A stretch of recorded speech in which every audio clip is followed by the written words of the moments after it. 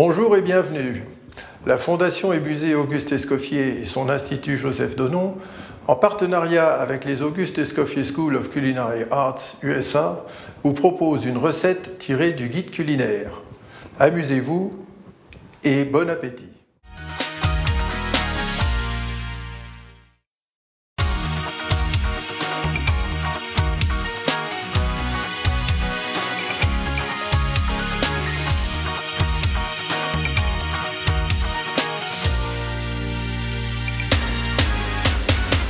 Bonjour, Philippe Joannès, Hôtel Fairmont Monte Carlo. Ravi de pouvoir faire aujourd'hui cette recette dite de la bouillabaisse marseillaise. Alors je vous présente les poissons que nous allons utiliser aujourd'hui. Alors bien évidemment des recettes de bouillabaisse, c'est comme les petits farcis niçois, il y a plusieurs recettes. Aujourd'hui sur le marché nous avons récupéré le chapon, de la vieille, de la vive, du Saint-Pierre, des merlus, du grondin, des langoustines et bien évidemment ça c'est le petit plus des oursins qu'on pourra éventuellement utiliser pour lier un petit peu la sauce avec le corail d'oursin. Une chair un petit peu ferme aussi pour mettre dans la bouillabaisse, très bon, le congre. En plus de ces poissons, nous allons utiliser comme légumes le fenouil, les petites grenailles, de l'échalote, du poireau, de la carotte botte et bien sûr de l'ail avec quelques branches de thym frais. C'est parti, nous allons commencer la recette. On va commencer par le chapon. Donc pour faire la bouillabaisse, plusieurs façons de faire la bouillabaisse. Soit on laisse les poissons entiers, on les concasse et on cuit tout en même temps. Là on va modifier un tout petit peu la recette. Donc on va ébarber tous les poissons, écailler pour ceux qui ont besoin d'être écaillés, et ensuite on va les lever en filets.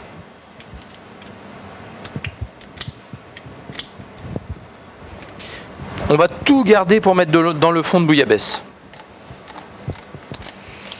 Pourquoi on va les lever en filet? Parce qu'il y a une partie des poissons que l'on va cuire juste comme il faut. Et on maîtrisera beaucoup mieux la cuisson quand il sera levé en filet. Mais par contre, pour avoir le goût du poisson, on va garder les têtes et les queues avec un petit peu de chair pour pouvoir faire le bouillon. Donc ébarber le poisson, c'est enlever les nageoires. Pour faire une bouillabaisse pour environ 8 à 10 personnes, il faut environ 3 kg de poisson brut. Voilà, donc on va garder la tête, les arêtes, je vais enlever les yeux, on va enlever les nageoires et on va faire une bonne base de sauce. Le Saint-Pierre, de la même façon. Je l'ai ébarbé bien sûr.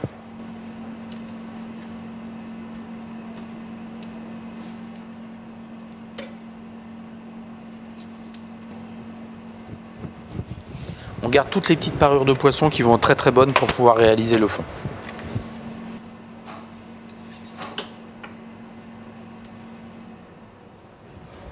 Le rouget grondin.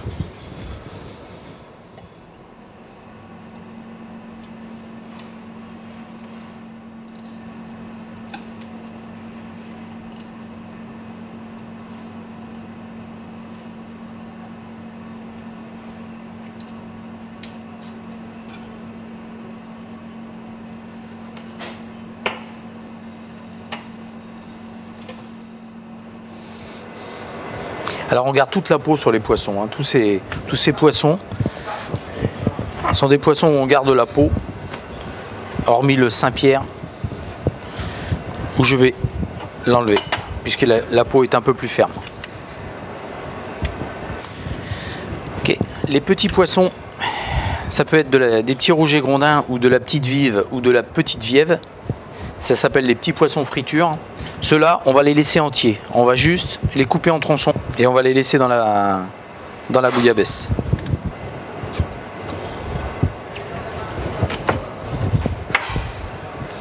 Tous ces poissons vont être lavés. Et on va les laisser dégorger un tout petit peu en coupant les arêtes, puisqu'à l'intérieur de l'arête vous avez un petit peu de sang, et ça c'est ce qui va donner un goût peut-être un tout petit peu, une couleur un petit peu néfaste dans la bouillabaisse, ou un petit goût un petit peu amer. Donc on va concasser les arêtes, on va enlever les yeux, les ouris, et on va les faire dégorger tranquillement. Les langoustines, on va juste garder les queues avec les carcasses, et on va utiliser la tête pour mettre dans le fond avec les pinces.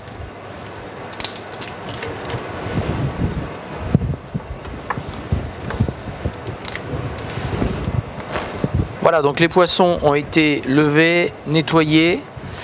Maintenant, on va les préparer dans un petit plat avec l'huile d'olive, de l'ail et du thym. Et on va les réserver. On finira de les cuire dans le bouillon de la bouillabaisse. Alors, au niveau du poids net de poisson, on compte environ 250 grammes net de poisson, puisqu'il reste la peau dessus. Donc tout confondu, une portion c'est 250 grammes de poisson. C'est ce que l'on met à peu près par personne. Voilà, donc le poisson est prêt. Donc là j'ai préparé pour 3 portions, mais bien évidemment je vais faire 3 plats comme ça, de façon à pouvoir cuire nos 8 à 10 portions. Et je vais les réserver de côté le temps de faire le bouillon de bouillabaisse. Il me reste juste la langoustine. Donc la langoustine je l'ai juste ouverte. Je la coupe bien nette de façon à garder dans la carcasse. Et je vais juste les poêler un petit peu à l'huile d'olive au dernier moment pour servir. On pourrait éventuellement aussi les cuire directement avec le bouillon, mais c'est quand même meilleur quand on le saisit un tout petit peu. Voilà. Donc maintenant on va commencer à travailler les légumes, à la fois pour la garniture aromatique, pour la cuisson de la bouillabaisse, mais aussi pour la garniture qui va servir pour l'accompagnement de la bouillabaisse. Voilà.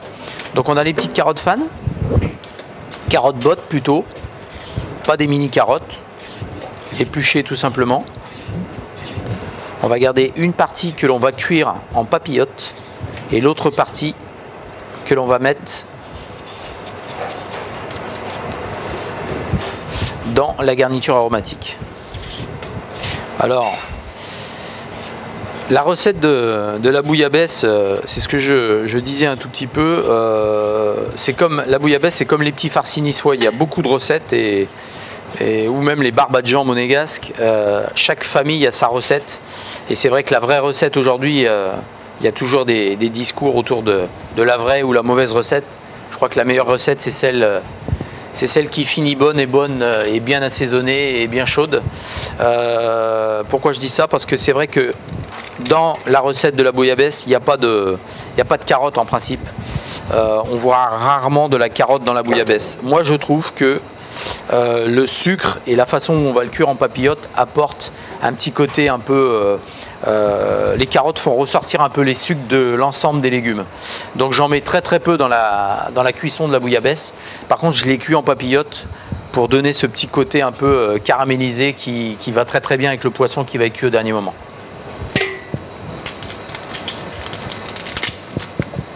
Alors bien sûr de l'ail et du thym dans la bouillabaisse, indispensable.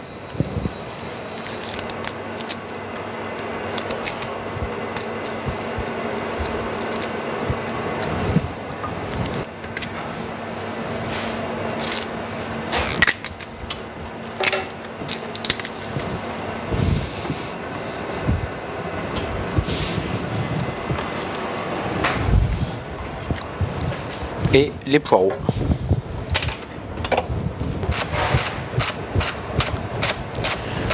On va utiliser le verre des poireaux pour la cuisson, et ensuite on va faire ce qu'on appelle des sifflets de poireaux.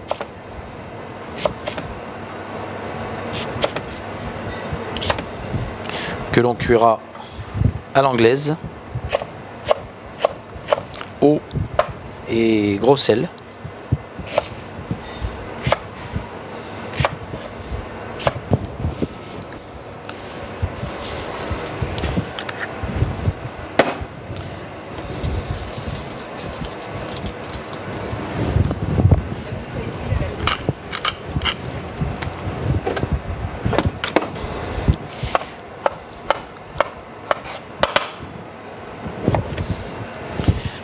les carottes que l'on va cuire en papillote.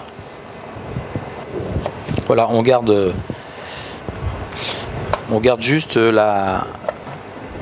une carotte qui est pratiquement de la même taille pour que la cuisson soit identique. Et je garde donc bien sûr les parures pour mettre dans mon petit fond.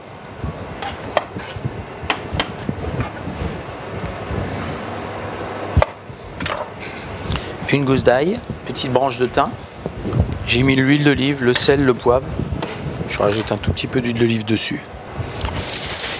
Et on va le cuire tout simplement.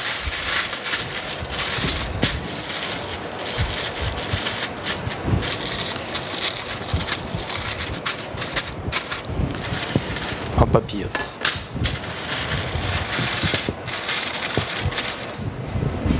Même chose pour le fenouil.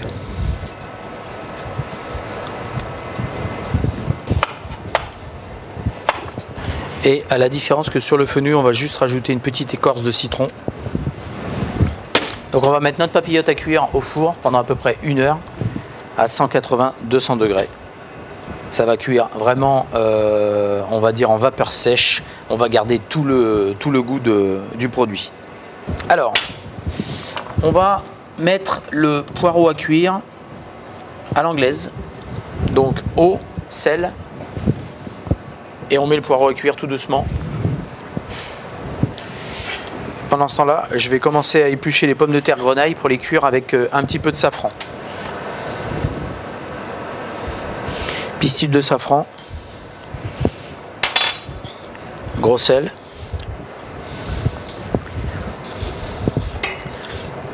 Alors on peut faire ça avec des petites pommes de terre grenaille, soit des pommes de terre de Noirmoutier, soit des pommes de terre rate. Il faut que ce soit des toutes petites pommes de terre à chair ferme. On va juste les éplucher, on va les passer un tout petit peu dans l'eau, on les coupera en deux et on les mettra directement dans le bouillon à cuire. Et ce bouillon, bien évidemment, on le gardera puisqu'il sera safrané pour mélanger avec notre petite cuisson de bouillabaisse.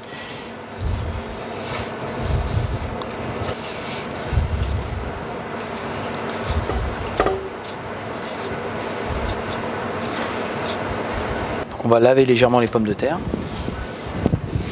Je dis légèrement parce qu'on a tendance de temps en temps les pommes de terre à les éplucher un peu d'avance et les laisser dans l'eau. Et une pomme de terre qui reste dans l'eau même une nuit n'aura jamais le même goût. Donc là, volontairement, je les ai lavées extérieurement et je ne les relave pas. Il y a de la fécule à l'intérieur et cette fécule va nous permettre naturellement de lier légèrement notre petit bouillon de bouillabaisse. Et voilà, les pommes de terre sont prêtes. On va les mettre à cuire. On va réaliser maintenant le bouillon de la bouillabaisse. Donc, on a toutes nos arêtes qui ont été nettoyées. On a le poireau, la carotte, le fenouil, l'ail, le thym, l'échalote, la tomate fraîche, un tout petit peu de concentré de tomate pour corser et bien évidemment le secret de la bouillabaisse, le safran, le magnifique safran. On y rajoutera un petit peu de blanc de notre ami Cédric Vincent du Beaujolais qui a fini 3e à ce super concours. Alors, huile d'olive. On est généreux sur l'huile d'olive. Surtout, on est généreux sur l'huile d'olive. On va faire suer toute la garniture. Le fenouil, les échalotes avec l'ail, le thym, le poireau, un petit peu de carotte.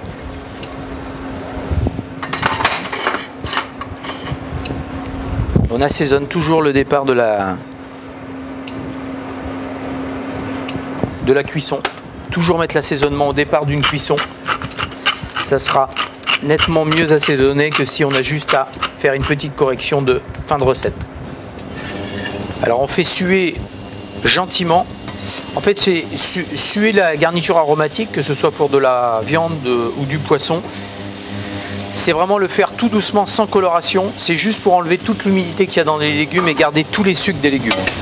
Donc ça, il ne faut vraiment pas aller chercher une coloration sur un petit fond comme ça, puisque ce qu'on souhaite avoir, c'est une couleur un petit peu rouge, tomatée, avec le parfum du safran.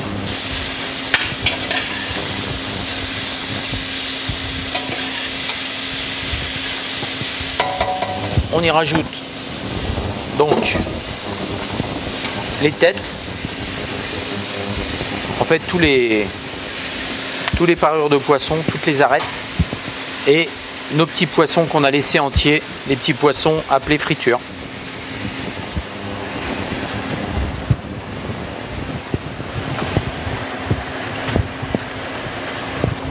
Il nous reste à mettre la tomate fraîche, tomate cœur de bœuf, une cuillère de concentré de tomate pour corser un tout petit peu les choses, le safran,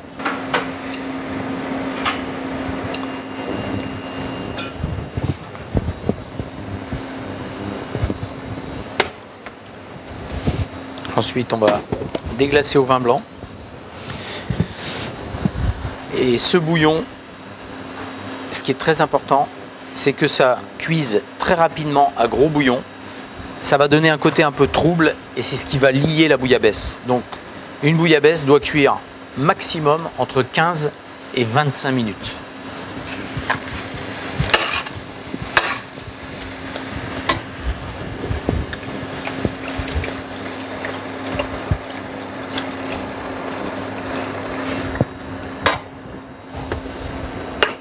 Voilà, une bonne ébullition avec le vin blanc de façon à enlever le maximum d'acidité du vin blanc. Et ensuite 2 litres d'eau à couvert, très important. Donc on fait bouillir, on met le couvercle et on laisse cuire très vite entre 15 et 25 minutes. Voilà, donc notre bouillabaisse, au bout de 25 minutes, elle est cuite, elle est bien. On va la passer une première fois dans une passoire et on va bien presser le poisson pour récupérer tous les sucres. Et ensuite on les passera dans un chinois un tout petit peu plus fin.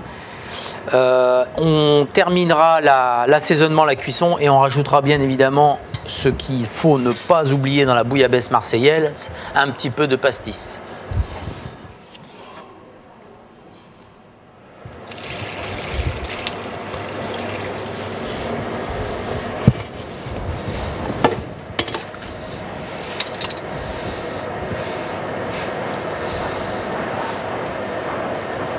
Donc on a récupéré notre petit bouillon qui vient d'être bien pressé, le pastis bien sûr pour la bouillabaisse marseillaise. Et le pastis, on ne le fait pas cuire, on le met vraiment au dernier moment pour avoir le parfum d'anis dans le bouillon. Voilà, le bouillon est juste liquide comme il faut. Il nous reste maintenant à tailler nos légumes. Donc le fenouil cuit en papillote. Voilà, il est fondant, il a gardé sa couleur. On va le couper en quartiers. Vous avez vu, il est fondant, hein, il a tout son goût. Il a cuit dans son jus. Pareil pour la carotte. Voilà, donc elle a gardé aussi tout son goût. Pas de taillage particulier.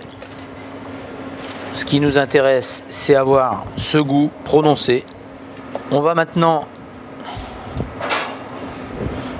réchauffer un tout petit peu nos petites pommes de terre cuites au safran avec le bouillon de bouillabaisse et les poireaux.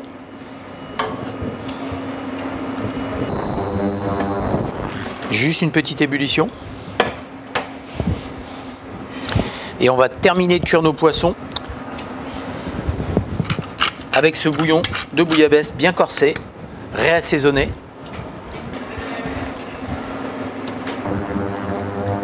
Donc on a bien tous les goûts du poisson.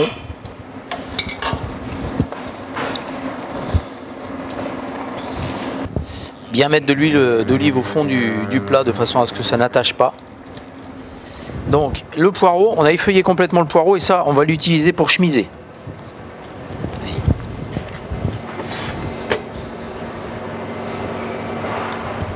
Donc on a chemisé directement sur un papier sulfurisé. On prend ce papier sulfurisé et en fait ce poireau est fait pour maintenir l'intérieur de la terrine de façon à ce que quand on coupe, ce soit bien net. Voilà, et ensuite on va ranger, on va intercaler les poissons et les légumes à l'intérieur de cette terrine. Donc on y va, on va mettre un tout petit peu du bouillon de bouillabaisse au fond. très très peu. Donc là, c'est notre bouillon de bouillabaisse qui vient d'être cuit, qu'on aura légèrement collé avec un tout petit peu de gélatine, mais on n'est pas obligé de le coller. Voilà, donc on commence avec un des poissons. Voilà, les poissons ont été taillés à peu près la taille de la terrine. Bien évidemment, on va assaisonner entre chaque couche.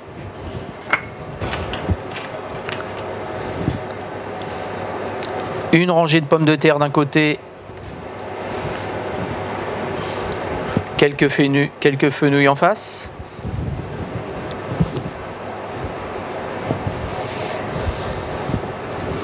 Voilà, un tout petit peu de sauce. Et on continue.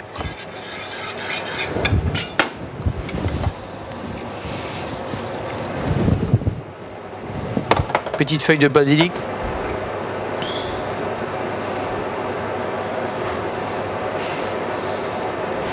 On continue avec le Saint-Pierre. Voilà, donc vraiment très très simple, hein. Les légumes doivent être cuits avant, bien évidemment, et le poisson, on peut le mettre soit cru, soit cuit à l'intérieur de la terrine. Ça changera juste au niveau de la cuisson. Voilà, on rassaisonne bien le poisson et on va continuer avec un côté carotte et un côté poireau.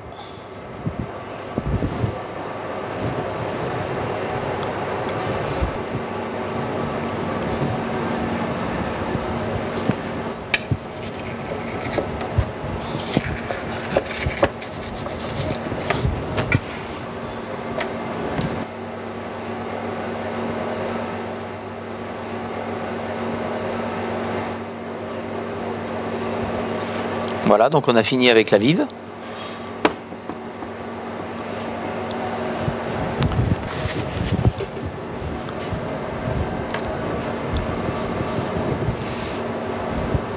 On va utiliser le même pain, donc le pain focaccia, pour finir la terrine, ce qui va permettre d'avoir une petite assise de la terrine et donner un petit côté moelleux. Voilà. Donc cette terrine, ensuite, on va la presser légèrement et on va la mettre à cuire pendant 40 à 45 minutes au four,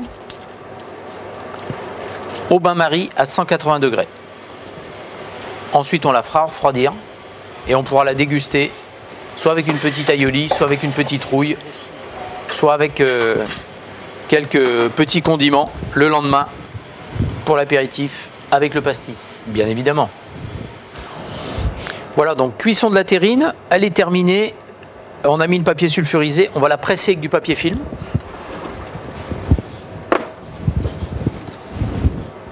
Voilà, le film va se rétracter gentiment et ça va la presser naturellement. Et on va finir de la cuire au bain-marie, 40-45 minutes maximum. Voilà.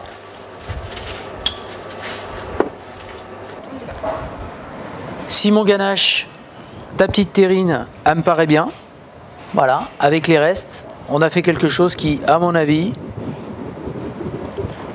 est digne. Regardez, on ne jette rien. La terrine de bouillabaisse à manger le lendemain. On va la servir avec une petite salade de basilic, une focaccia à l'huile d'olive, un petit peu de fleur de sel et de la rouille. Simon, bravo. Félicitations, monsieur Ganache. On retrouve exactement les mêmes produits. Donc on a utilisé le pain, la marette, le basilic, l'huile d'olive, la fleur de sel. On a juste fait une petite rouille, donc on a récupéré le bouillon, le petit bouillon de la cuisson. On a écrasé un peu notre pomme de terre. On a fait une petite rouille pour apporter une petite touche de sauce qui va donner un petit piquant à cette recette. On va lui glisser le petit basilic frais. Pas de gâchis. Pas de gâchis. On garde tout. On mange tout dans le poireau, on mange tout dans le poisson, on mange tout dans la pomme de terre.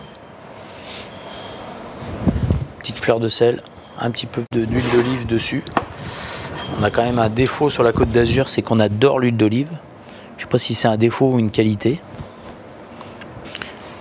Un petit peu de fleur de sel.